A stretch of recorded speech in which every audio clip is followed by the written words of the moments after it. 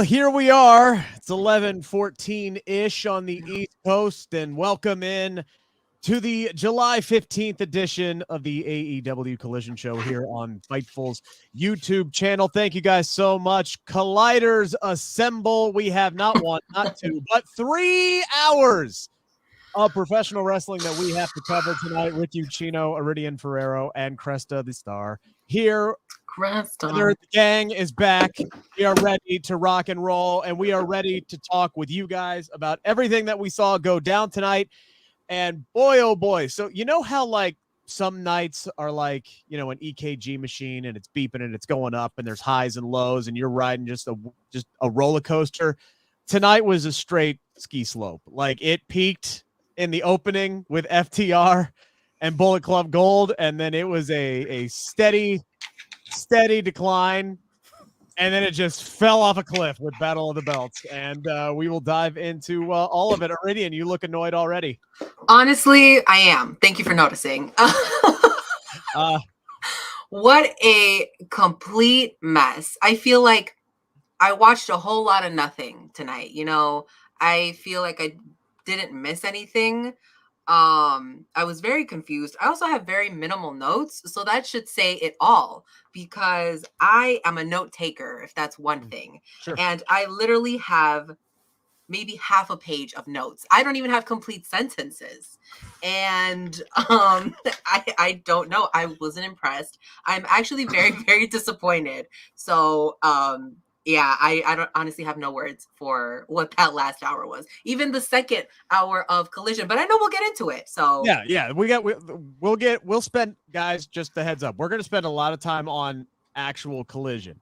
Yeah. We're not going to spend a ton of time on Battle of the Belts tonight, because I was always taught, right, to spend more times on, I like to be positive. I don't like to crap on things. Okay. There's not a whole lot that I can pick out of Battle of the Belts and really kind of shine a positive light on, but we got to cover it, and we will. So get your humper chats in, get your super chats in. We will read them all throughout the entirety of the show. And, you know, we'll spend a lot of time tonight talking about Bullet Club Gold and FTR, because that deserves a shit ton of time. Cresta, how are you this evening? You actually had like an option or a choice, or a scheduling conflict. You could have either been on the Impact post show or with us here. Life decisions. How you feeling about them right now? So I woke up with a sore throat, and I've been on vocal rest all day, and I stayed quiet for this. I'm so mad. Honestly, I was watching both at the same time, and I got to shout out the Impact crew. There was bangers after bangers, and I have thought about ditching you guys, especially by this. By the time Battle of the Belts really got underway, I was like, oh man, I made a mistake. Like, it's no shade. The first hour Collision was superb. I'll even give you the second hour to the 30 minutes was all right. But like Battle of the Belts, why you do this to me? I try to be positive, but goodbye, y'all. It's been fun. I gotta go. I'm gonna go meet Joel. Oh my goodness. We got a super chat here from August 3 that says, and God said to AEW, thou shalt not have a third hour of programming ever again. Battle of the Belts needs to end after tonight. It's funny, I said the same dang thing in our little preview show powwow, and yeah, I don't know if Battle of the Belts 8 needs to be a thing. And if you're gonna present it like it's a big deal, and you're gonna put it on television, you're gonna tack it on to the end of what was already a stacked show, you had literally at the end of the day, you had. And I know they try to stack Battle of the Belts with these title matches, but we all knew the result of what these title matches were going to be before this show even happened. Your biggest things happened before that. Like, anything that actually mattered tonight happened in the 2 hours prior. So if you're going to put it on again, if you're going to do Battle of the Belts 8 and you're going to tack it on Iridian to the end of a Collision, something actually of substance needs to happen in that third hour. Yeah, if you're going to have a third hour, it's got to be good, right? You can't have people watch 2 hours of wrestling and then be tired afterwards, or be like, man, you know what? I have to switch. I have to watch something else, especially when you have another wrestling show happening at the same time. Yeah, like 3 wrestling shows happening at the same time. Exactly. You want to keep the fan, and it just was messy. It was not even a fun time, you know, because sometimes chaos is a little fun, but it was not that at all. And Cresta, I was messaging you in the morning because you were like, well, maybe I should do Impact. And I said, girl, please. I said, please do not leave me. You are my tag team partner in this show. The girlies got to stick together. So I might be a little bit to blame for you not being able to watch Impact. I apologize, but I'm glad that you are here with me today. We're suffering together. Listen, I thought it was going to be 4 of us. Sean said, good luck, nerds. Sean said, I'm out. I'm the boss. I don't have to be on here. I mean, overall, like, I agree with what you said, because it's kind of frustrating. Like you said, you had Slammiversary on, you had AAA on, you had, I think the G1 is getting ready to start. Yeah. You have options. I have faith in you, AEW. Mix it up. Toni Storm could have lost her belt here. Come on now. Orange Cassidy could have lost his belt here, but once again, AEW proven that Lance Archer, you can win everywhere else but here. Yeah, so look, this whole third hour was a comedy of errors, starting with the fact that once again, for I think the 37th time roughly in Lance Archer's AEW career, he has a match that is handed to him that he should win easily, extremely easily, and somehow he finds a way to lose that match, or at the very least not win that match. Orange Cassidy's got a busted hand, he's got a busted rib. It looks like, you know, they're literally they're starting to rattle off his injuries as he's coming, and that's the story they're trying to tell, is by hook or by crook he's got to find a way to hang on to the title. But this did Lance Archer no favors. We haven't seen a whole lot of Lance Archer lately, and he comes back and it's immediately more of the same. You could have made a statement like, hey, we're actually going to do something with this monster, this unstoppable force who is actually quite easily stopped. Like this guy during the match even itself, like, I'm like, why is he spending so much time attacking the security guards? None of that made any sense whatsoever. They, like, Orange Cassidy stacks the security guards on top of him, and he immediately gets up, and like they were obviously setting up for the count out victory early on in this match.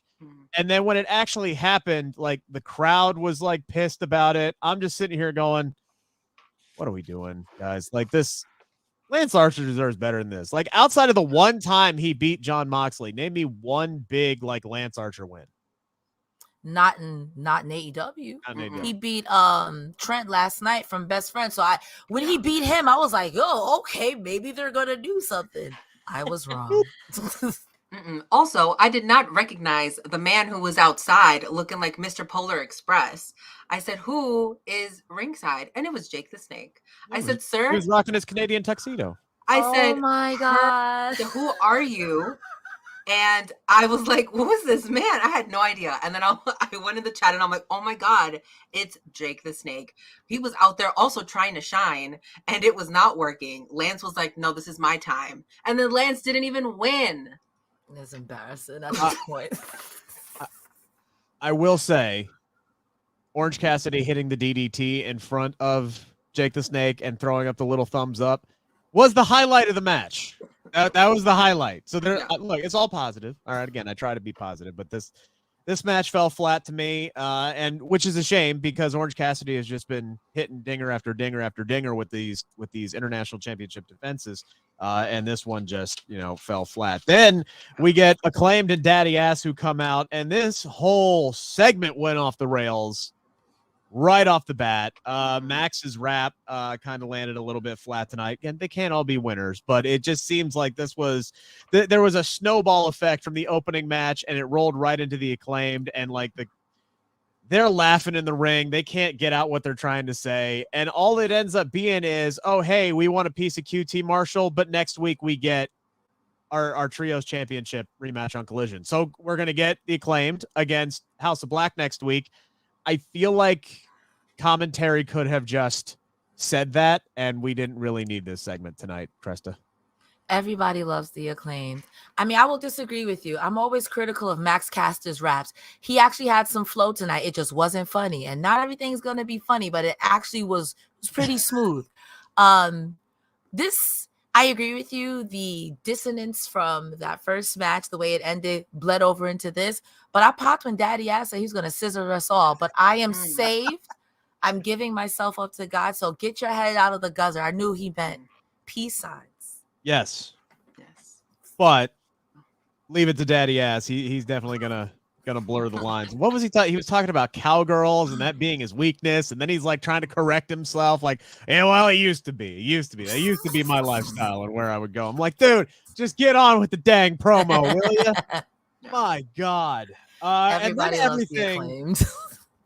And then everything really just went to hell, right? Because, and Cresta, this is something that you talked about before we came on the air tonight. The next match that we get is Toni Storm versus Taya Valkyrie, which should have been the main event tonight. Yeah. I 100% agree with you. I'll let you go on your rant there. But if this match is the main event tonight, then what happens, they lose the satellite feed. All right. You can't blame the weather. Stuff happens. Apparently there's a really bad storm going on in Calgary. They lost the satellite feed. We pretty much lost the entirety of Toni Storm versus Taya Valkyrie, and it sucks. Technical issues are what they are, and it's like I don't know what you guys saw, because we probably all watch it on different streaming services or whatnot. So I'm on YouTube TV. The satellite completely cuts out. It fades to black. Then I have about 3 minutes worth of commercials, and then they start playing Julia Hart's match. From last week, a squash match from last week, and then we cut back, and it's Ian Riccaboni at the commentators table saying, "Hey, welcome back, everybody. We realized that we had some technical difficulties. There's a bad storm going on, but thanks for coming back and joining us." Iridian didn't tell us who won the match. I thought y'all knew. It didn't tell us who won the match. I honestly can't even tell you what was going through my mind, because at first I looked outside and I'm like, is it raining? Because, my signal goes out sometimes when it rains. And, it happens to everybody. So I'm like, all right, it's not raining. The TV's not doing anything. Is it me? Did I sit on? It's like, do you remember that terrible Super Bowl commercial where people thought like it was, they changed the channel or whatever? It was like that. I thought I accidentally changed something. And no. And then they come back and I'm like, oh, Julia. All right. I guess Julia has a match tonight. And then I'm like, wait a minute. That's Bambi. This is not a recent. This is not a new match. This is not recent. This is from last week. So I get in my chats and I'm like, is everyone having the same problem? And everyone was. So I'm glad I wasn't the only one. But then I'm like, wait, so who won the match? What is happening? And then you cut to Ian with his cowboy hat on and Nigel. And they're like, well, sorry, Toni Storm. And I'm like, Toni Storm, what? They didn't explain it. They didn't say who won. I'm very confused. And then TNT on Twitter says like, "Whoops, guys, sorry, we spilled something on our board." That was a great tweet. For anybody who's a Homestar Runner fan, that was a fantastic tweet, and I immediately forgive them. Okay, but unless you're an old guy like me who grew up watching that website, yeah. I was very confused. The whole thing was a calamity. Now, what I will say is, there's a pretty good chance maybe they didn't know when the audience came back, because they came back right near the conclusion of the match, like seconds after. So there's a chance that until it was several minutes before somebody saw people bitching about it on Twitter, like, oh, hey, we should probably announce who won the match, because nobody seems to have saw it, which eventually they did. They told us that Toni Storm did win the match ahead of the main event tonight, and then they actually showed it to us after the main event tonight. If you missed it, Ruby Soho on the outside punched Taya Valkyrie, and then Toni Storm hits her finisher and she wins. So that's we instead of watching the bullshit, we got a bullshit finish. So there was bullshit all around in this women's title match tonight. But yes, Cresta, I agree with you. Why was this not the main event tonight? My name is Cresta Star, and right now I sound like Deborah from Shipping, and I have an opinion. I don't understand why this wasn't on last. I feel like if this is your main women's title, this should be on par or right underneath your main men's title. Why was your secondary title going on last? Give these women that respect. I would have rather missed the ending of Luchasaurus versus Shawn Spears over Toni Storm and Taya Valkyrie. And I feel like this is a complaint that people, fans, and wrestlers alike will give AEW the shit for, because it's like, bro, I want to see women's wrestling. And when we get it, it's either one match or in this case, you can't blame the technical difficulties. But again, why was not your main women's title on last? Give it the respect like it's a main title. That miffed me. But I will say, I just found it funny that Toni Storm did not come out alone and won, and Ruby Soho came out alone and lost. So do that information as you will. I don't get that, and we'll get to that when we start talking about Collision tonight. But yeah, man, first or last, this should have had a prime spot on the show, not wedged in the middle between two promo segments. That's what it was. It was wedged in between two promo segments because we came out of whatever it was with the Acclaimed and Daddy Ass that they got off. Then they did this match. We lost it. Then we come back and we see the coronation of the new Owen Hart winners, which we'll get to. And then we roll into our main event, which was Shawn Spears and Luchasaurus. And because some things ran over time tonight, right? So some things ran over time. And like during that first match, did you notice between Orange Cassidy and Lance Archer, it seemed like they didn't know when to go to commercial break. Like they kept saying, we're gonna go to break. Oh wait, no, we're not. Yeah. Wait, no, yes, we are. The timing for Battle of the Belts seemed to be all off because the main event of Collision ran over. So it threw off the timing of everything. And then all of a sudden we get to the bell rings for our main event. We get about 60 seconds into it. There's 6 minutes left in the show, and they take a commercial break. What? The majority of this match was commercials, and I was like, I stopped writing notes. Your main event, a majority of your main event is in picture. This whole entire Battle of the Belts was just one comedy of errors after another. It was a snowball effect, and it just kept rolling, and they just could not, unfortunately, right the ship. They did announce, by the way, that the Toni Storm and Taya Valkyrie match in its entirety is available on the TNT app for free. So you can go back and you can watch that. Same with what you missed for the main event, which the ending saw Shawn Spears get chokeslammed through a table on the outside. He gets a hope spot roll up, ends up kicking out of a chokeslam in the middle of the ring, and then Christian distraction. Luchasaurus hits a lariat, ends up retaining the TNT championship, and then Christian is holding it up like freshborn Simba. Iridian, what did you think about what we saw of the main event tonight? Well, the 3 minutes that we did get to see, it was all right. I saw Christian take off his jacket and he has a little turtleneck on with like no sleeves, which is a look, honestly. I think if anybody was going to save this match, thank you, Cresta, for honoring Christian tonight. If anybody was going to save this match, it was going to be Christian, right? And his little booties with his little outfit that he had on today. And he really couldn't even do that. I'm like, you know what? Christian only has so much power. And the 10 o'clock Central Standard Time hits here. And then people are chanting in the crowd, overtime. And I wrote, no, please end this. So I'm like, we gotta go. Shawn Spears deserved the overtime, though. Like, he 100% deserved that overtime. And look, the commercial break took me out of it, and I was exhausted by, the end of it. It's my wife's birthday today. I've been up early. I've been doing a lot of different stuff. Happy birthday, by the way, to my lovely wife of 9 years. But so it's been a long day with the kids and everything like that. So I'm sitting here and I'm going, okay, I had to drink a cup of coffee before, even FTR and Bullet Club Gold hit, right? So I'm sitting here and I'm watching this and I'm going, yeah, let's end this. But at the end there, Cresta, they gave us a couple of really nice near falls, and it was a nice little run there for Shawn Spears. At least he didn't bow out of it. But this is another one of these guys where they're like talking about it's his first shot at the TNT championship. And I can't help but go, why?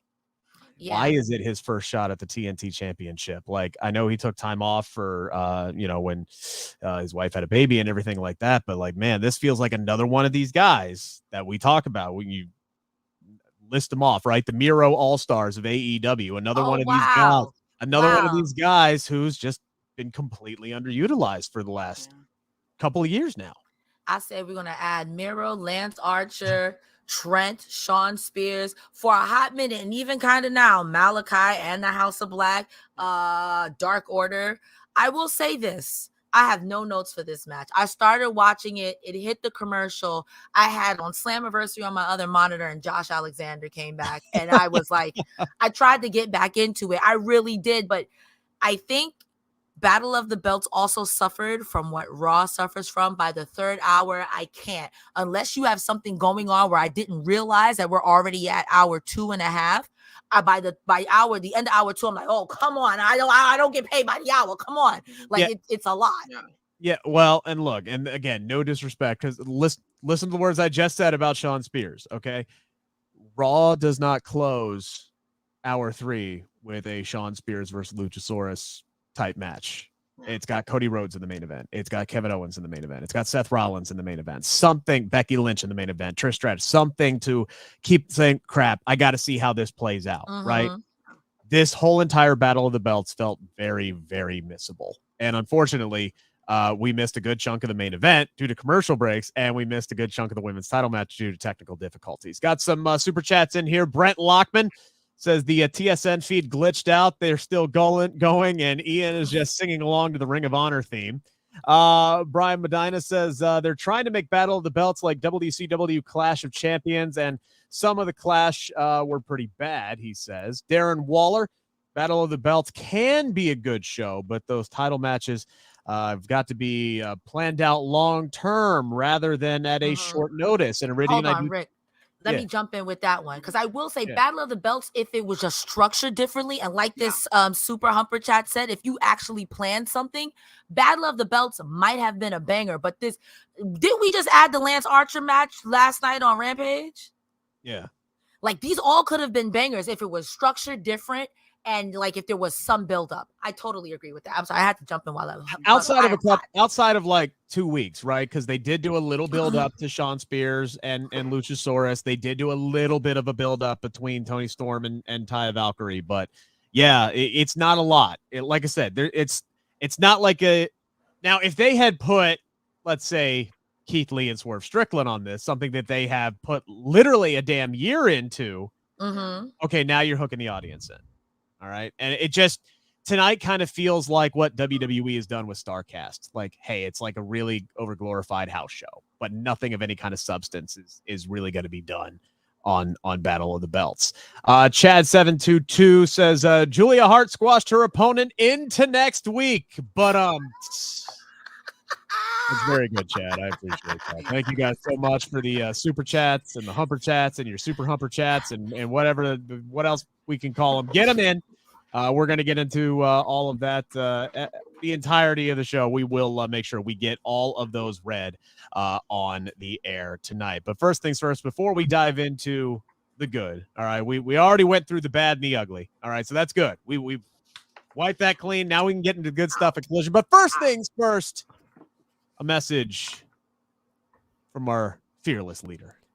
We've been telling you about the benefits of fitbod.me/PPV for quite a while now, but there's so much more.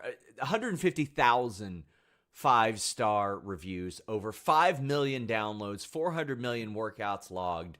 A lot of people have tried out Fitbod, and now you can too. You can get 25% off at fitbod.me/PPV. All of your subscriptions give you full access to their premium features. You need to stop guessing and start working. They have daily workouts that generate your workout of the day based on your muscle freshness, preferred muscle group, and things that you want to target. There's equipment selection, so maybe one day you have bands, maybe one day you don't. Maybe you have weights one day, maybe the next you don't. Maybe all you have is the ability to do body weight exercises.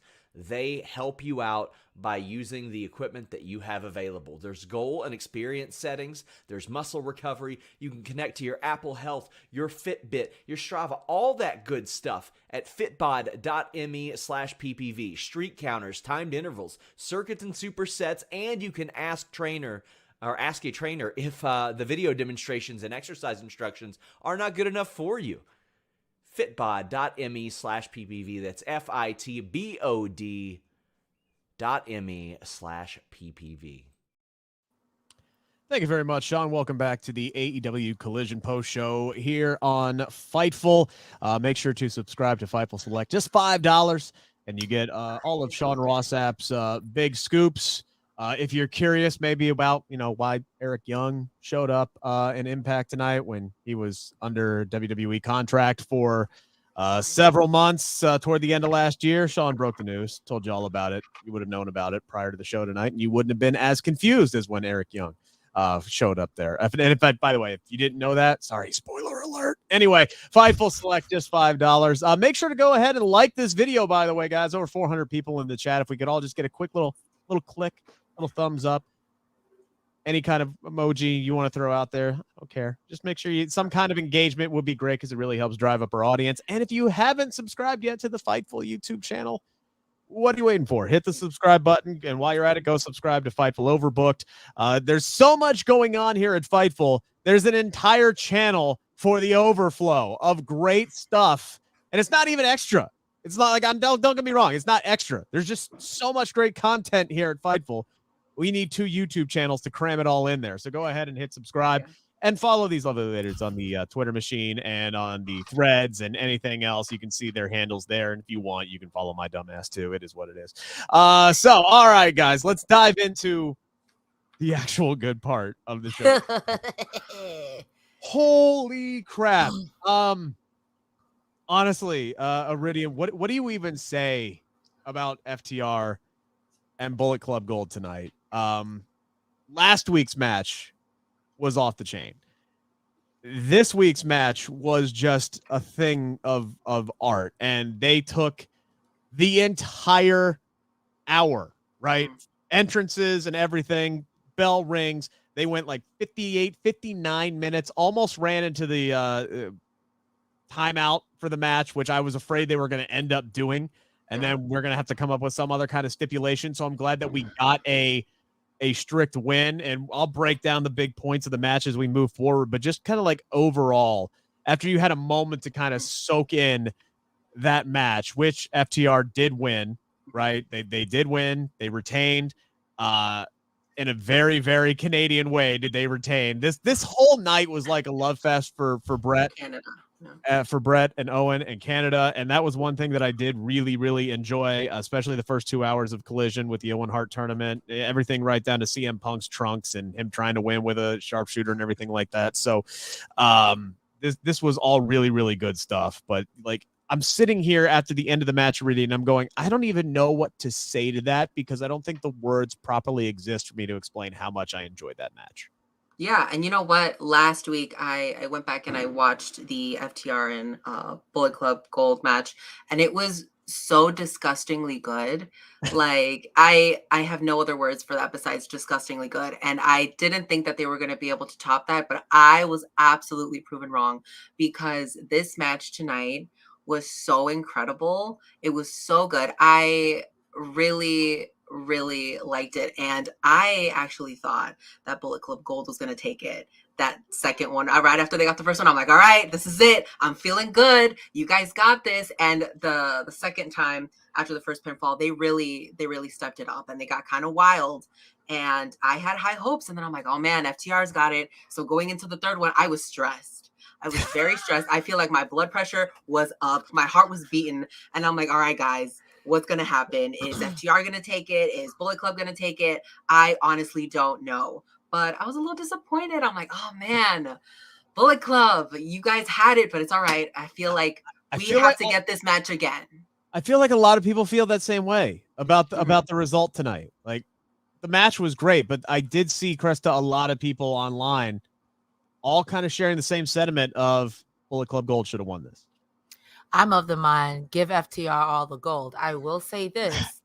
If FTR hair and FTR bald won, FTR tattoo was losing, and I was okay with that. Sometimes you got to give it up. You got to give the sacrifices. I'll start from the back to the beginning. I'm glad that we got a decisive finish. Yes. When they said we got 5 minutes left, I was like, oh, no. Panic mode. Pure I'm not mad. Panic mode. But I'm like, at the same time, AEW is the only promotion I know that'd be like, hey, you might actually get a time limit draw. And I was like, please no. This was, I don't care. Get mad and argue with your mama about it. This was up there with FTR versus the Briscoes for me. Yeah. This was a really good match. I implore you to go ahead and watch it. It's not as good as FTR versus Briscoes 3 Yeah, it was 3. It's not as good as that one, but I tell you what, this was really good. And for the first fall to happen at 48 minutes, no, sorry, that's a lie. For the first fall to happen at 25 minutes in and at 48 was the next one, these guys were going the distance. Yeah. I have to give shout outs to Juice Robinson because I feel like a lot of people, he's great, but he's kind of seen like the crazy gremlin guy. He put in work. He got beat up. He beat up Cash Wheeler a bunch of times. I was going to say, give a shout out. Give a shout out to Cash. He was getting beat up a lot too. Cash tonight, I felt like he sold for a half hour. I feel like he just continuously got his ass whooped. And commentary tonight, which was spectacular, by the way. Yes. Ian Riccaboni is that dude, man. Like there was just a certain kind of energy and a flow and he had it working tonight. Like he's rapping during Willow's entrance. Like he was just having a ball tonight. And it made the show that much more enjoyable. Like Kevin Kelly's really good at what he does, right? And I'm a huge Nigel McGuinness fan, but there was just a certain kind of magic with Nigel and Ian on the call tonight. He was very happy. I would not be upset to get more Ian Riccaboni on AEW programming. You got him. Use him more. All right. Like that's just me throwing that out there. So shout out to Ian because he's really good at what he does. But yeah, man, like I don't even remember what my original point was. But yeah, no, I just rolled right into the Ian love. I wanted to make sure I got that out there, and I forgot what I was talking about. I think I was talking about Cash at a certain point. But yeah, he sold for like a half hour in this match. He got his ass whooped. Commentary, right? When they started talking about how he's got no lungs left, and that's and his legs are weak, and he's losing. Like that was great storytelling from commentary, really kind of putting forward what these guys put themselves through in this match. I found my way back to my point. I will say the only person who's better than Ian Riccaboni by his own words is his kid who's been clapping him up in the AEW Fight Forever. He said that on commentary and I popped. I was like, you know what? You all right, Mr. Riccaboni. You all right. We got some humper chats here. ES77 says that first match, my God, he says, GAWD, all caps, match of the year contender. I know Kevin Kelly ain't getting dumped, but man, if tonight didn't prove that Riccaboni is the man for the job, I don't know what will. Him and Nigel just make an incredible 1-2 punch rubber match at All In. Question mark. Look, yeah, I don't care. Like where are we supposed to go from here, right? Because look, we got Wednesday. Iridian is the blind, whatever they call it, the tag team eliminator. Rick is eliminator. Have I mentioned I've been up since like before the sun came up and chasing around a 4 and a 2-year-old and cooking and doing all kinds of stuff? I'm exhausted. But anyway, so my brain is fried. I'm not going to remember the names of shit. I'm sorry. At this point of the night, I'm just not. It's not going to happen. We get Ricky and Garcia, and then we got Adam Cole and MJF. Are we really expecting whoever comes out of that to win the tag team titles? I know everybody is loving MJF and Adam Cole right now, and I would expect them to win. And going up against FTR, I don't know if they win the belts. And at that point, like that match happens and FTR retains, where do you go at that point? I'm right back as far as I'm concerned. Bullet Club Gold. Let's go. See, that's what I was thinking. I'm like, all right, let's say if Bullet Club wins tonight, then you got Jay and Juice, and let's say MJF and Adam win. Then who do you want to have those titles? Because people are very high on MJF and Adam Cole, but also Bullet Club Gold is literal gold right now. So who do you want to have those titles? And I honestly don't know. I can't tell you who I would prefer to have those. I think in a perfect world, hear me out. Because we may like MJF and Adam Cole together as a little group, but be for real. No. I'm enjoying every second of it because this thing is going to end fast. It's coming like a freight train. Yeah. And I say that to say, what's wrong with Daniel Garcia and, oh my God, I can't think of this other man's name, and you just said it. Oh my God. Everyone's brain has left. But what's wrong with JAS? Thank you. What's wrong with Guevara and Garcia winning it? They're homegrown. They're JAS. So even if you have them go up against FTR and they lose, you have Bullet Club come in for that third time, like, I want my rubber match, and then you finally have them beat FTR. I mean, I don't want FTR to lose. I'm not going to sit up here and lie to you. Now that I get them and I understand where they're coming from, I'm always going to cheer for FTR. But if it makes sense, and after the performance Juice and Jay White did tonight, it makes sense. Give the people what they want. You have your finish with Garcia and Guevara winning because Adam Cole or MJF turn on each other. These two go, and then they get beat up by FTR, and for Juice and Jay White to be like, nah. Give me my run back. Yeah. And I think there's probably a good chance, since FTR won this tonight, there's probably a good chance that it is going to be Guevara and Garcia, because, man, you're really splitting your crowd if you put a white-hot pairing of MJF and Adam Cole up against FTR. It's like, yeah, who's the audience going to root for, right? They're going to like, turn on each other. They're going to turn on each other at some point, whether it's against FTR or it's against Daniel Garcia and them. It's going to happen. But for all of that, I'd rather push someone who maybe can become a tag team later on versus two guys who are very clearly single stars with the gun behind their back. Like, I'm not going to shoot you. No. But like, it would have made a ton more sense to put, if Adam and MJF were going to win Iridian, to have them go up against Bullet Club Gold, because then you could have that moment where they got him beat, the crowd is losing their minds, Adam Cole's, setting up to win the match, and then MJF turns on him, right? Like, that would have been, that gets you more heat than if you do that exact same spot against FTR, which, again, makes me feel like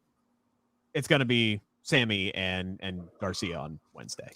I would hope so, just because this also furthers, the Jericho Appreciation Society has kind of been rocky. Jericho's almost being recruited by Don Callis. I don't know. I thought he was going to be in the Blood and Guts match almost at this point. Poor Jake Hager turned in his hat. Exactly. The man turned in his hat. Exactly. So I feel like now if these guys from the JAS are tag team champs, Jericho will kind of reel it in and be like, oh, okay, well, now we're collecting gold. Now let's do something with this, because we haven't been getting a lot of the Jericho Appreciation Society. So I feel like this would be good for them. I got some more super chats and humper chats to get through. Bizarro Big L says, very nostalgic tonight. FTR versus Briscoes 2 was my first Ring of Honor show. Those boys put on a clinic. Boston is going to shake the Garden to its rafters. Card is stacked. So happy for Willow. Was that a Ricky heel turn? ? I mean, ignoring Jushin Thunder Liger is a big offense. First off, calling in Thunder Liger for that and nothing else, that's the offense. Like, they didn't even bring that man. They could have put a janitor in that mask and no one would have noticed. Like, dude just got the cup snatched out of his hands and is just standing there with his, what I can only assume was his what the hell face, as he's throwing out his hands like, what's going on? Why am I here right now? That whole check cleared first. What did you say? I thought at least the check cleared first. Yeah, I hope he got paid well for tonight. Like, seriously. But yeah, that was, I don't know about that. Sam asking, hey, Rick, are you still recapping WWE Friday Night SmackDown? Yes, we are over on another channel, but we've been having some technical difficulties with one of our hosts the last few weeks. We're getting it cleared up. We should be back regular next week. Parker Hines, there is a reason why 3 hours of Raw is not popular. Collision was great, but by God, Battle of the Belts was an absolute stinker. Vicky L says, this is for Cresta. Second time I've watched you. Love you, she says. I love you too. Thank you. Keep on watch. Keep on keeping on. Brent Lockman says, the lack of efforts toward Battle of the Belts is baffling more than anything. They knew they had 3 hours. They have a crazy roster. They could have kept everyone glued to the TV, and they didn't. That pretty much echoes the sentiments of a lot of how we felt about Battle of the Belts tonight. And I was looking forward to Shawn Spears versus, Luchasaurus. I was looking forward to Taya Valkyrie versus Tony Storm. I wish I saw more than 2.5 minutes of that match. Again, not their fault, but were those matches enough for me to stay conscious and focused if I wasn't, obligated to watch them for this job? Nah, my happy ass would be in bed, sound asleep at this point. 100%. Bizarro Big L says, I will take Ian and Nigel over Corey Graves any day. Man, Corey Graves gets so much hate. swear to God. And thunderstorms have been hitting Canada and New England for weeks. Hopefully, the new possible pay-per-view schedule eliminates Battle of the Belts. Hey, first off, if they're going to extend out the pay-per-views, okay, making Battle of the Belts its version of Night of Champions or Clash of Champions, whatever you want to call it, and actually making it worth something where stuff actually happens. Okay, that's how you save Battle of the Belts. Like, Agreed. if they're going to extend out because, Warner Brothers reportedly wants them to have more pay-per-views, okay, fine. You already have all these tiny events. Turn Battle of the Belts into a pay-per-view. Turn Blood and Guts into a pay-per-view. So we're not watching this match and then have to sit through 3 commercial breaks while we're going through it. You can turn that entire thing into your version of, and believe me, I hate the fact that Hell in a Cell became a pay-per-view, but turn it into your version of Hell in a Cell. Just have one, or War Games, whatever. Yes, exactly. Your version of Survivor Series War Games. Like, you have all these little events that you do. Winter is coming. Turn that into a pay-per-view, right? You have all those little events. It would not be hard to extend their pay-per-views and make those. But then again, then they'd have to come up with a whole bunch of other different things to make their other nights feel a little bit more special, but maybe they change that around. I have to make that face only because it's like, yo, you have the wrestlers to do this. You know what I mean? Exactly. You have to use all the chess pieces you brought up. You can absolutely do it. Finishing out Bizarro Big L's Humper chat, he says, Rick, were you raised on a cup of coffee? Yes, absolutely, I was. And how do you type with these boxing gloves on? Oh, check the email. All right, there we go. There are my bad Homestar Runner impersonations. Anyway. Had to get that out. I love that website. I spent hours of my youth watching that damn website. KJ with a Humper chat says, whoop, hold on, screen moved on me. Bullet Club Gold has had 5 matches on Collision and lost 3 of them to the various members of the Bret Hart Appreciation Society. While the 2 out of 3 falls match was great, how do you build up a heel faction when they lose more than they win? Okay, but it's not like the Bullet Club Gold isn't good. That you can make that argument if they were a sucky tag team, but these guys are fantastic. So I feel like them keeping, they fight and give everything that they have and they keep losing, but this gives a little bit more to their story. Like, they're going to get tired and they're going to have their win. And when they do, it's going to be a big one. I feel it. I agree with that. And look, there's no shame in losing to FTR. Yeah, that too. Not. And they even put it over in commentary. They pinned them 3 times in a row, right? They beat them 3 times in a row, just not when it mattered the most. And by the way, can anybody tell me who lost both pinfalls for Bullet Club Gold tonight? It was Juice. I think it was Juice. Yeah, Juice is loose. Juice got pinned, and then he tapped. They are keeping Jay White as humanly strong as possible. How much, Cresta, can one man kick out of in this dang match? FTR hit Jay White with every combo maneuver they had in their bag of tricks, except for the Shatter Machine. And the man just kept kicking out. He had some of the best, he had one so damn good, better than Roman Reigns does at 2.99999. He added a couple more 9s and the crowd thought he got pinned. And he didn't tonight. Bro, the crowd was turning on this poor ref. I know exactly what spot you're talking about, because then they started chanting, "We want Aubrey." I'm like, yo, no, he kicked out. Y'all didn't see it. Like, let this man rock. But yo, Juice really proved his worth. And I agree with what Iridian said too. You can be built up by losses, but that only works when you have matches like this. I don't think it takes away from Juice, and also losing to FTR, that's like losing to Roman Reigns, bro. Like, that's a tough loss, but he's they're at the tippy top for a reason, you know. Like, I hate when feuds are 50-50 booked, but like this one really did work. Like, FTR barely got away with their titles, and they lost a lot as they built this up, and I don't think they're done. But I do like how AEW is keeping Jay White physically as strong as possible. I mean, within minutes, he kicked out of a combo. The one that he had like the really close 2 count was that Razor's Edge neck breaker combo. And there was a few other ones that they threw in there as well. I thought I marked those down, but I guess I didn't. But regardless, man. They hit him with the kitchen sink tonight, and he still kept kicking out, which was absolutely incredible. FTR versus Bullet Club Gold. This is from Ray O. Might have been the best TV match of all time. AEW Collision is my favorite weekly show, and they just keep on bringing it. Let's effing go, he says. Eloquent with a super chat saying Jay White has mastered the 2.999999 repeated kick out tag team match of the year. J.K. Schwal says thankful that the Brewers and Reds rain delay gave me most of Bullet Club Gold and FTR without splitting my attention.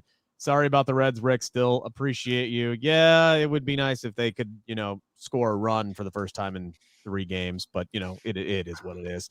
Uriel Landeros, respectful shout out to Iridian, arguably the best smile in professional wrestling biz, but totally agree, was falling asleep after FTR and Bullet Club Gold. That was honestly part, and that might have been part of my problem, Iridian, because we were talking about before we came on the air. I mentioned we were in full agreement. Battle of the Belt was a mess. Yeah. But the second hour of Collision tonight just felt a little flat to me. And I think part of it was because that first hour was so damn good. It was just nothing they were going to do was going to top that. It didn't matter.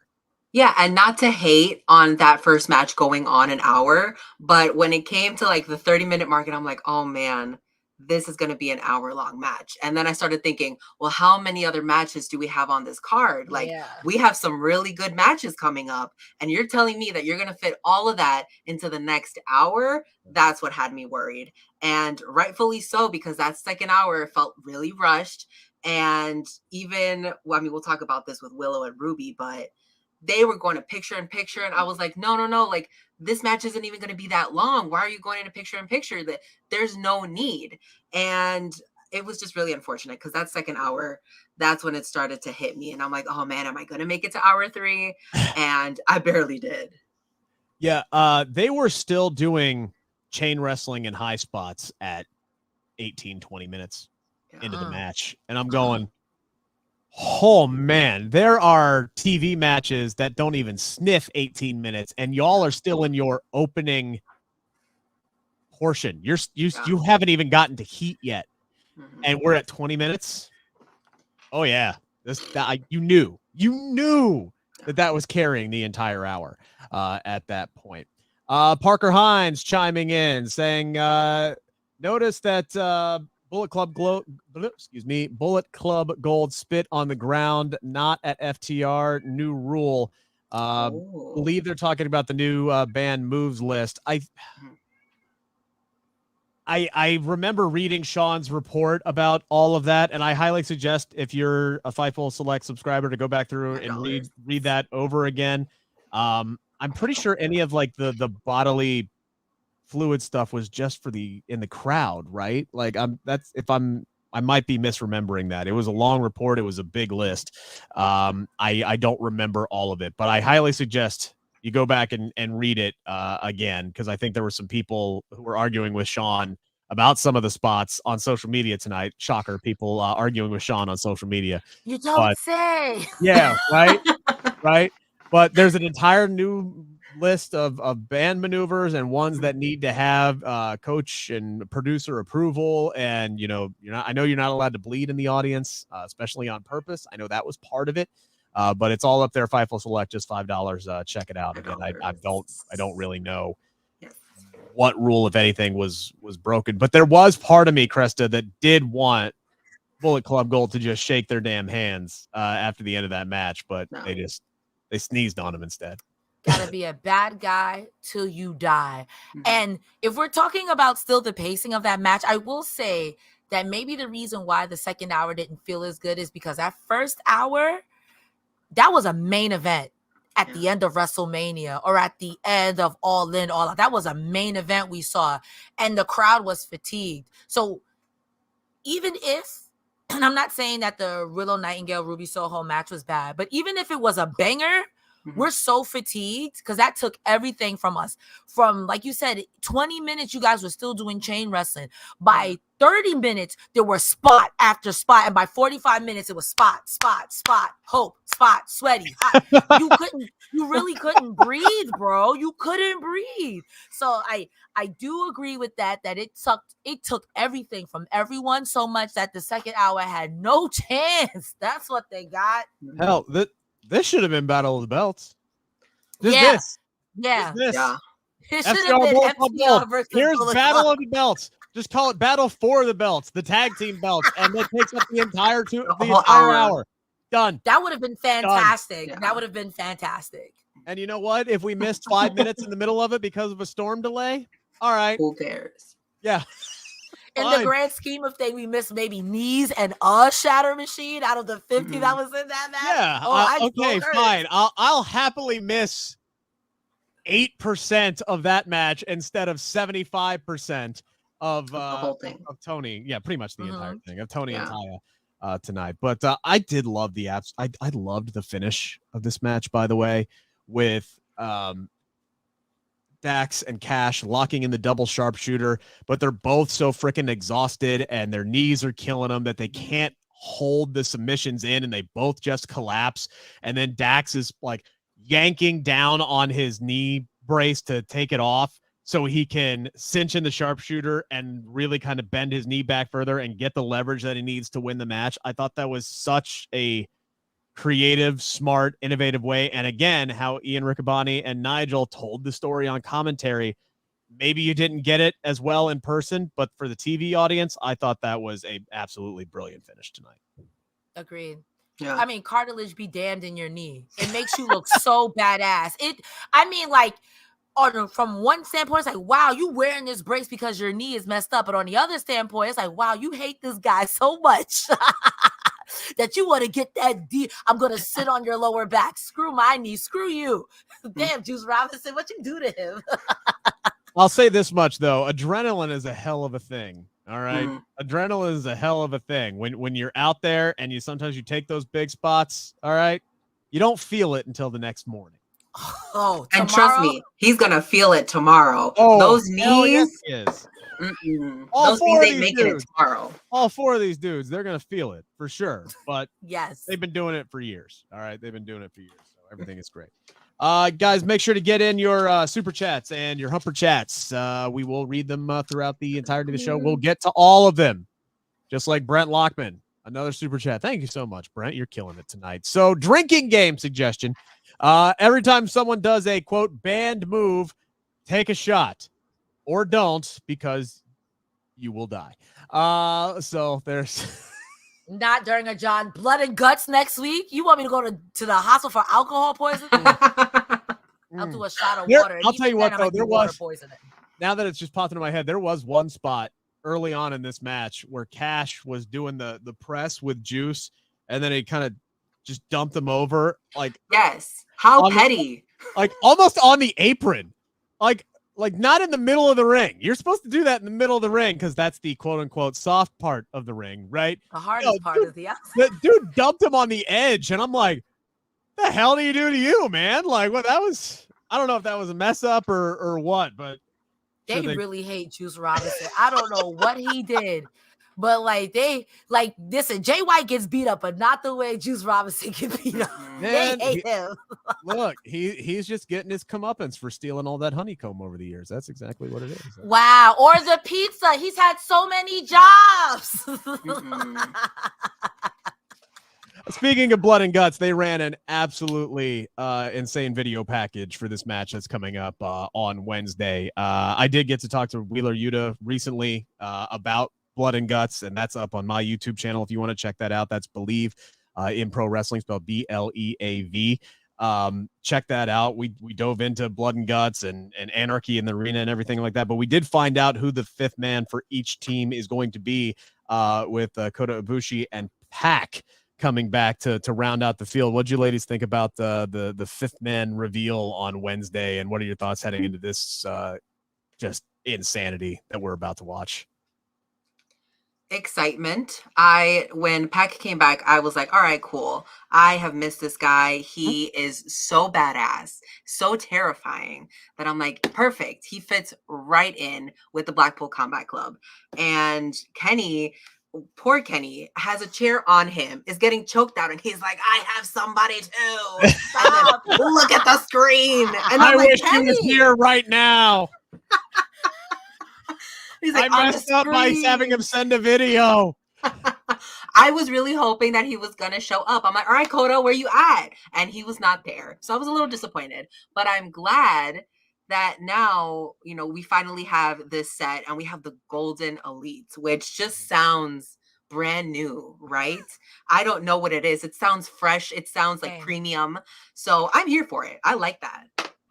But now we're gonna have to have, the Golden Elite and Bullet Club Gold battle it out for the rights to see who has the premium package, right? Who gets to keep that, because there can't be two gold gimmicks. There just can't. Now I wish I had a Manscaped spot to play, because that would have been the absolute perfect lead in. You're putting it up, you just put it on a tee for me, and I don't have a bat to swing. Next week.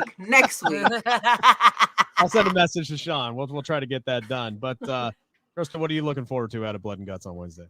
I have to also agree with Iridian. I've only heard whisperings and myths of the Golden Lovers with Kenneth Day, Sean Omega, and Kota Ibushi, and everyone was like, that was the thing. And when they broke up, wrestling was never the same. Hearts were broken. The land didn't heal for 700 years. So I'm excited to see it. Yeah. But if you guys have been watching me on the post show with Impact, you already know Blood and me, I'm SAWFT soft. So I am looking forward to this, but not at all. Not at all. Because one thing about Jon Moxley, he gonna bleed. He gonna bleed. Dude, last year, forget John, right? I'm used to that. All right. Yeah. I might as well see a traffic light, and see Jon Moxley bleeding. I see it so often. Last year, the image that I can't get out of my head is Angelo Parker being hung upside down from the cage rafting, just blood gushing down his face like he had just lost a battle with Predator. The dude got strung up like Bill Paxton, God rest him, in Predator 2 on the train car. That's the image that I have stuck in my head. Cresta, I'm with you. To top that. I'm with you on that, Cresta.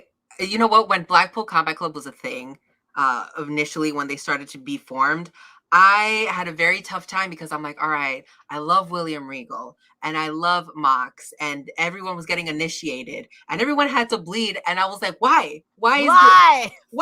There's no need for this. Just have a good fight and call it a day. And I'm like, all right, now they're going to get Yuta. And I'm like, oh no, now Yuta's going to bleed. This is not good, sir. And I've gotten used to it, but it's still not my favorite thing. So Blood and Guts has always just been I'm excited for it, but I'm very terrified as well. Same. The only way this could get worse, and this is a joke, let me preface and say that this is a joke. I'm kind of joking, but I'm also kind of serious, is if Darby Allin was in there, then we really get Blood and Guts. And I can't. I think they're excellent performers, and I know I'm missing something, but every time I'm like, I can't.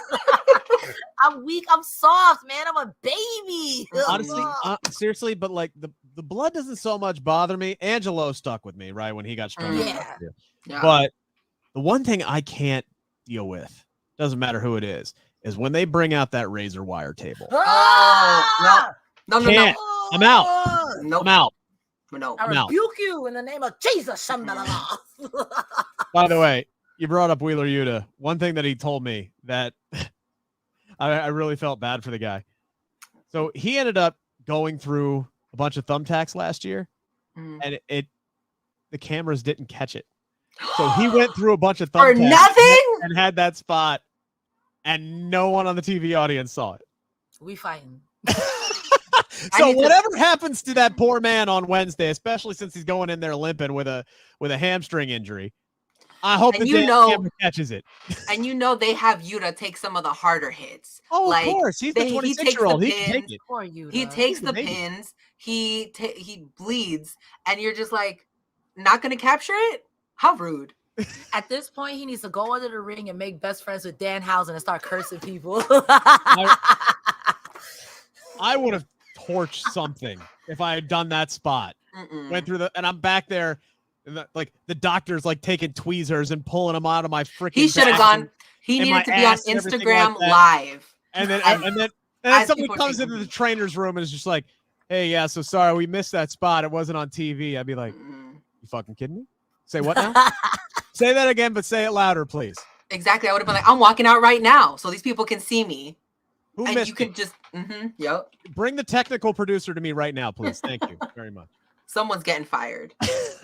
Someone's getting my foot up their ass. That's what would have happened. As soon as I get these tacks out my back, my foot is in your ass. So we got the Owen Hart finales tonight, ladies. Starting off with the ladies, Willow Nightingale versus Ruby Soho. Ian Riccaboni brought it up earlier. Rapping to Willow's entrance theme was one of the all-time greatest things I've heard on commentary. Even Nigel had to give him props for it. Nigel cooked him. Nigel's like, "What was that?" It was great though. I love it. He's like the nerdiest white guy ever, and he killed that. This was a good back and forth match. It's hard to follow, right? Because this is the first action after that. We had the video package, but it's really hard to follow what we had. The crowd seemed a little exhausted, understandably so. And there's only 5,000 people in that venue, so there's not a lot of makeup ground there for anybody else. But Ruby almost wins this match because we got to get the damn spray paint in there. That's become a crutch now. But she at least tries to get cute with it. She tries to get Willow disqualified, or at least enough to distract the ref so she can hit the no future kick. She puts it in Willow's hand. Referee takes it. She hits a no futures kick, gets it, ends up getting a 2 count. And then she tries to do the spray paint can. And then this one just came off like yakety sax because she was clearly coming in way too high. Yo, I haven't heard that saying in forever.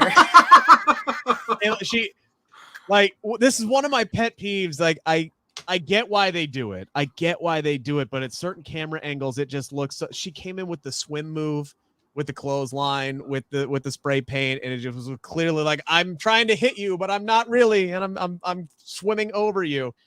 So again, I get why they do it, just for the safety of it. But the camera angle they had, you could clearly see it, so that kind of took me out of it there. And then the way Ruby, God love her, just like comically threw the spray paint can out of the ring after she got hit by Willow. I'm like, subtlety, girl. Look up the name of it. But you don't see anything.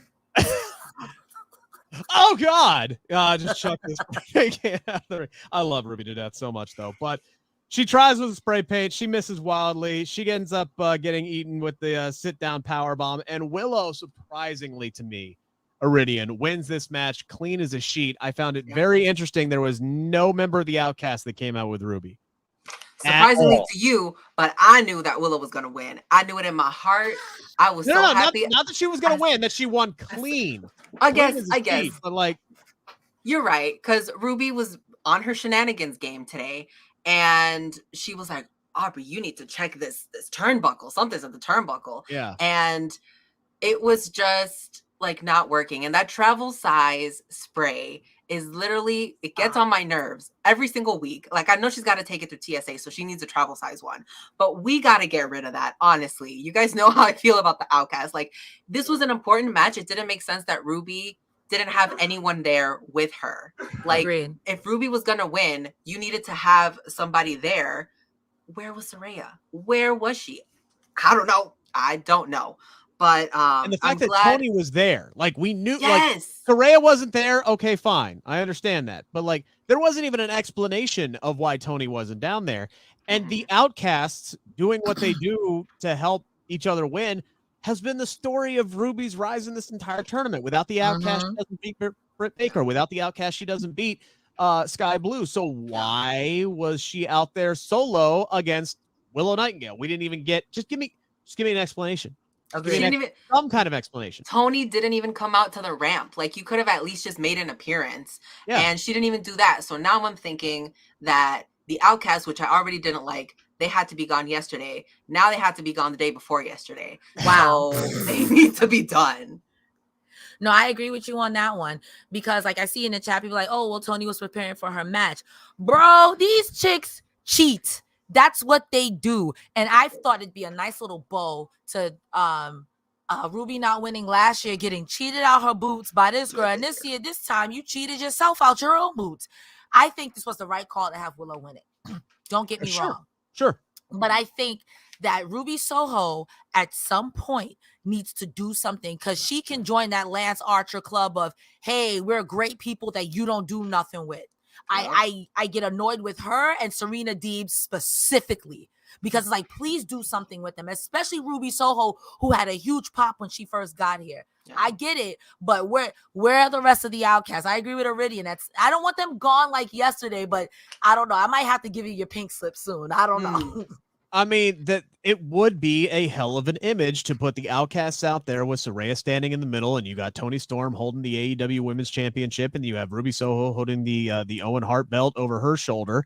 And, you know, all of a sudden that group has some major clout there, right? There's some believability there. But like, for me, this just felt like a match. Like, and I know it was a big match, but there just wasn't much storyline progression. They really didn't even kind of lean, not even commentary. They didn't lean into the fact that these two have history with one another on the show. It just felt like, oh, hey, here's what we do so well, right? Because they show that promo for Blood and Guts, which is a match that they have been building to since October, when Hangman Page got concussed by Jon Moxley. Okay, they have been building to that for over 9 months at this point.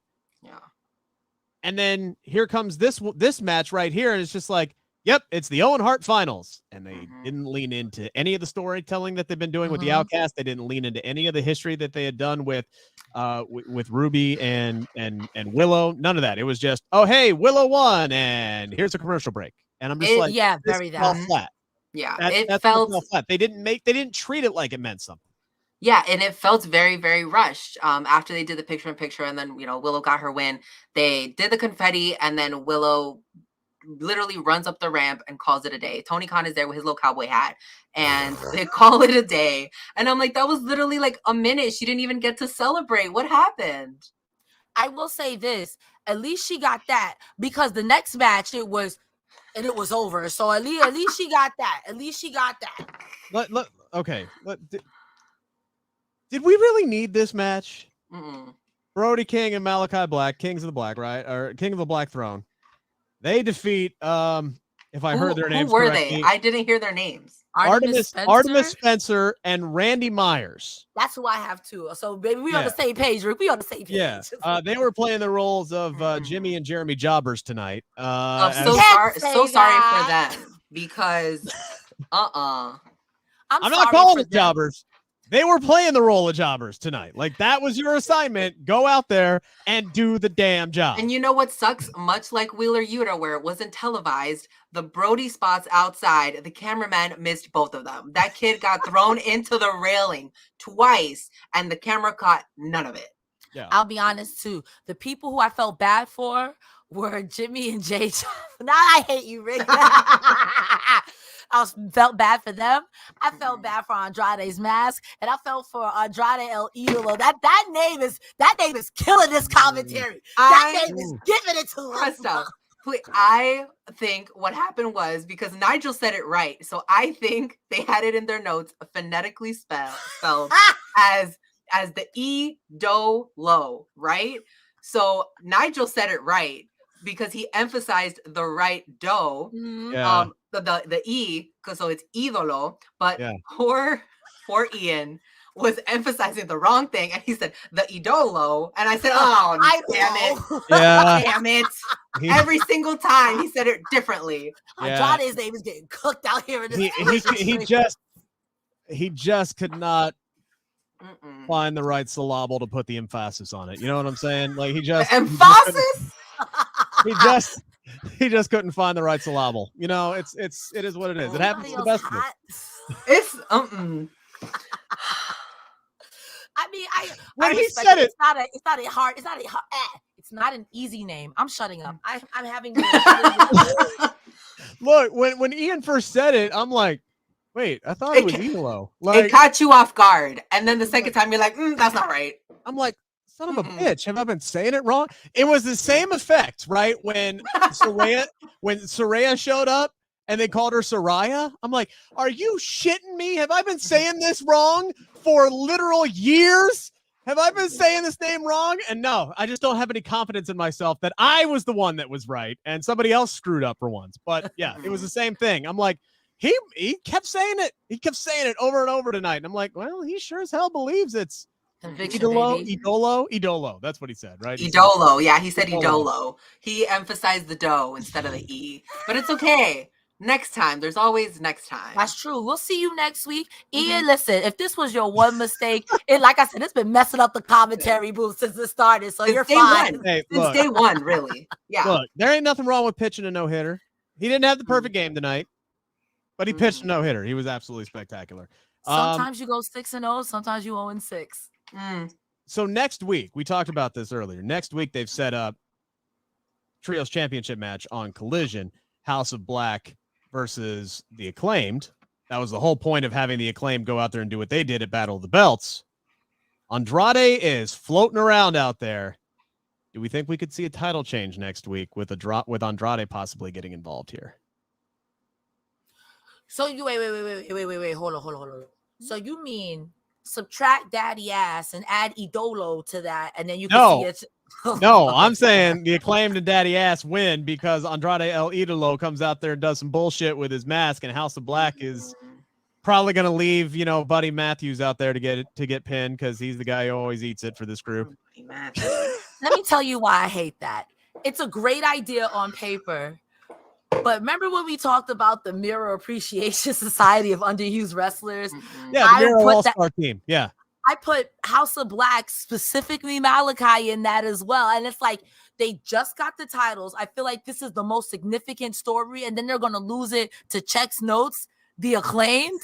Nothing against the Acclaimed, but like Check's Notes, the Acclaimed, the same Brody King that was literally by himself hanging people with just his forearms are going to lose to the, no shade, but like, don't. No shade. But a little shade to the Acclaimed. Just because it's like, I don't feel the same anymore. They used to come out and you're just like, oh my God, it's the Acclaimed and it's going to be great. And now some of the reps aren't as great. And you could have just done a promo. I don't think you really needed to be out here. So no offense to the Acclaimed because everybody on a video package, You said this could have been an email.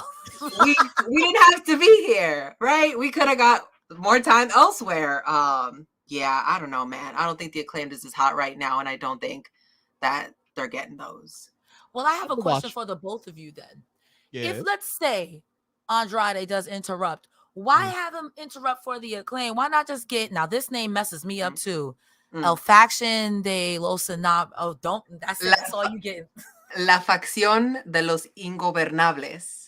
Those guys. Roosh is already there, so that's why she's on this show for things like that. Shout out to Iridian, because I would have been Riccaboni.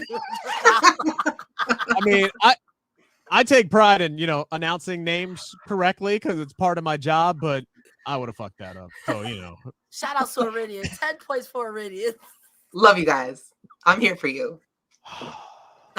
But yeah, what do you think about that instead of like the Acclaim to have that faction come and take it off of them? You already have Roosh and you have Andrade already there. I don't know who the other faction members are, but they're always bringing it up on commentary. That'll actually be a good program for House of Black instead of the Acclaim. No shade. And here's the other thing, because the Acclaim, they got their thing going on with QT as well. So there could this whole match reeks of Tony Khan's going to be on his bullcrap, right? Like it's like we're going to get gang faction war type level stuff, and like there's going to be a bunch of chaos. And if everybody's out there getting involved, maybe Brody King grabs somebody like Daddy Ass and chokes him out and pins him, right? Like Billy Gunn is there to lose. Like he's there to take the pins.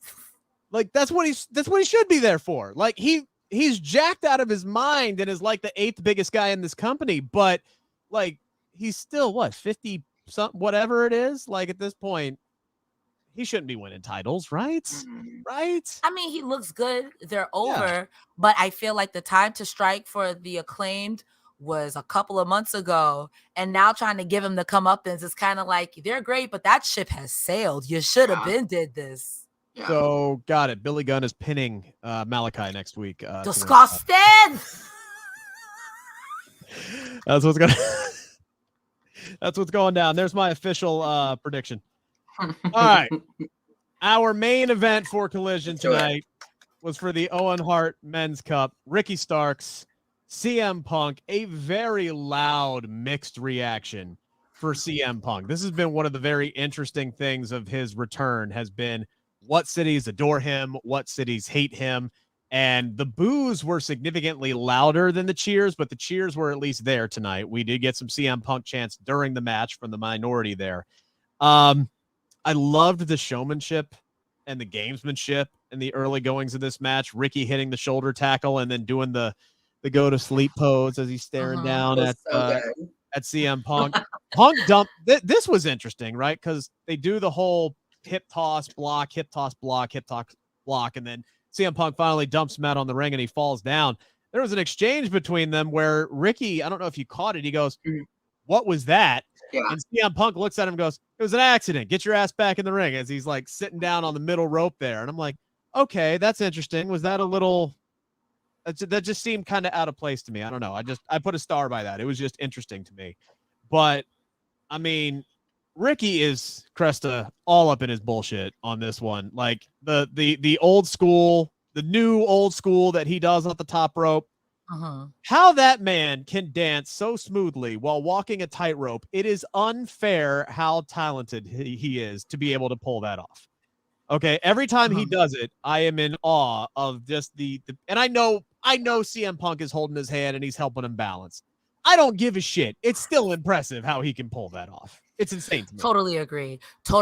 This match, like in the very beginning, like you said, a lot of them were taunting showmanship for showmanship. And I do like how in the beginning, it was very even. It was very evenly matched. Now, I have a revisionist memory, and Ricky Starks won clean because you're being cowards. You're being cowards. You should have just let him win clean. You didn't need to do all this extra. He has to stop being a coward. Like, and I say that in the sense of Ricky is amazing. So is CM Punk. But CM Punk got the natural heat right now. Let this man lose, or let the cheating thwart him, or just have it send CM Punk down a rabbit hole of jerk badassery. You should have let Ricky Starks win clean. I mean, there were so many spots Ricky Starks did that was just great. The near falls when he had CM Punk. I think CM Punk was on the outside, and it was on the corner turnbuckle. He yicked CM Punk's feet, like, get the hell out of here. That was heelish enough. You didn't need this man to hold the ropes. Again, I choose to believe he won clean. You're being, don't be afraid. Come here, baby. Don't be afraid. Don't be afraid. The fans already hate CM Punk, and they weren't going to turn on Starks. I promise you that. Yeah, Punk was look how this match ended, right? Because Punk was doing a lot of Bret Hart tributes. And the crowd was not here for it. They were doing it every time that he did it. He hits the pile driver on Starks. He slows over to a cover, gets a 2 count. Ricky spears Punk out of the damn ring right there, and you're like, like he missed his spot, right? Like that's what they were setting him up for. He goes for another spear, and then Punk reverses it into the guillotine. That was so smooth. It was really great. A fantastic counter. Too close to the ropes. Ricky gets his foot on there. Then they do the Hurricane Rana off the top, and then we get into the roll-up, counter, and Ricky grabs the rope. And I'm like, okay, so Ricky won. But what the hell does this mean? And then he runs up the ramp, celebrating, just like he won the damn Super Bowl. And they got Jushin Thunder Liger up there to hand him the cup. And he just snatches it out of that poor man's hand and just runs off. And I'm like, did we really bring Liger in here for that? But okay, did they turn Ricky heel? Like, is that what they just did on this? Why are you turning me? Jushin Thunder Liger. Why would you do what? This man did nothing but came and get his check to give you something. I'm so mad. Like, the ending of that was just so strange. You could have had 2 feel-good moments, because in the grand scheme of things, what did you do with these belts and cups last year? Nothing. Just have the feel-good.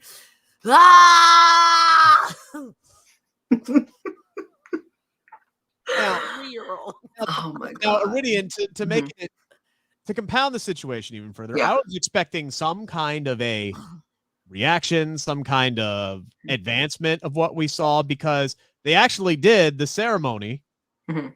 later on in the night. They Yeah. presented the cups and the belts to Willow and Ricky, and the way that CM Punk was reacting after the match, right? Mhm. He was pissed. He's like, did what I saw just really happen? Are they really going to screw me out of this? Mhm. He's over there talking to, I forget his first name, but I think David Benoit. He's over there talking to him on Mhm. the outside and Yeah. going, what the heck just happened? He looked mad and pissed. Having CM Punk crash that ceremony to ask Ricky what the hell Mhm. is the perfect story advancement for CM Punk, whatever you were going to Agreed. be doing there. Like, dude, like, have him go up there and cut a promo on Ricky. Like, you didn't earn that. I hope you just something as simple as enjoy it. You really earned it, or something like some kind of dig in on there to just do something. Instead, we just get Ricky up there smiling like he just won prom king, and that's As it. he should. As he should. He should be up there smiling, having I a get it. grand. You can't He's have this having man a- turn heel and then be up there just smiling babyface again. And I could argue that he didn't turn heel, right? Ricky did what he had to do. There's times there's a lot of matches, plenty matches, where people just grab the rope for a little help. Okay. Ricky Starks was tired of having to deal with Punk for weeks on end. He's like, I need to get this win, and that's what I'm going to do. And after fighting that, the 2 hours, it was coming to an end. So we need to get out. We need to go to the next show. Ricky was just like, I got to go. Give me my trophy and I got to get out. So sorry, dude. Don't. That's what I think happened. And if anything, revisionist history. I love it. Yes. If anything, I blame CM Punk. So I don't know. Because I'm we gonna keep it definitely above- had to rush. We definitely had to rush the end of Collision tonight to Yeah. open up Battle of the Belts just to go right back to where we left off. We definitely had to have Yeah. that switch, that changeover. That was very important to rush out to restart it 3 seconds later. Something that I will say, I don't know if you guys noticed this, but they gave Ricky Starks streamers and they gave Willow confetti. So I'm like, we could have had the same kind of celebration. I feel like the streamers made Ricky seem like a bigger deal than they did Willow. So that's just me. I didn't nitpicking. notice that. I'll be honest, that doesn't. I bother didn't me. notice that. I don't either. put one over the. I don't have like a ranking as far as like they could have dropped balloons for one of them. I don't give a shit. Like as long as you're just celebrating them, but That's maybe fair. give them some pyro or something. Pop Something it a off little little bit. special. Maybe even too for the ceremony with Dr. Martha Hart. That is someone I feel like in AEW, they treat that woman with the absolute cameras as they should. She looked like a rootin' tootin' snack tonight, respectfully. She looked really great. So I can understand CM Punk wanting to be like, all right, Dr. Martha Hart was talking to you. I'll wait. And But I'll maybe see you Wednesday or Saturday. I got right. you. But you still could have Punk interject after Martha had done her thing and True. it looked like we're going to commercial break. He doesn't have to interrupt the ceremony. He could wait till it's over and Willow's up there smiling and holding up her belt and Ricky's holding up his belt, and then Punk comes out with a promo and just something quick. Something really, really All quick. right, knock it off. We- And then he we had spits a down ton- the pipe bomb.